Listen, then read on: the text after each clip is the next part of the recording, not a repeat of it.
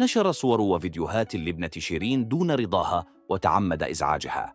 هكذا وصفت محكمة جنايات المنصورة التهمة الموجهة لشاب ابتز ابنة الفنانة شيرين عبد الوهاب عبر موقع التيك توك، وهددها وساومها مقابل إعطائه مبالغ مالية. وأصدرت المحكمة حكمها بحبس الشاب 3 سنوات. ووجه القاضي رسالة قاسية له ضمن نص الحكم قائلا: يا شريف، بقول لك أنت ومن في مثل سنك من الشباب: اتقوا الله في أنفسكم أولا، ثم في الشابات والنساء، وإلا كان هذا هو المصير. لتستعطف محامية الشاب الفنانة شيرين عبد الوهاب قائلة لها: يا شيرين، أنت وبتخافي على مصلحة أبنائك أولا وأخيرا. اعتبري شريف ابن حضرتك، حتى لو هو أخطأ اعفي عنه لوجه الله. أخذتي حق ابنتك زي ما كنت بتتمني، اعفي عنه علشان خاطر أمه.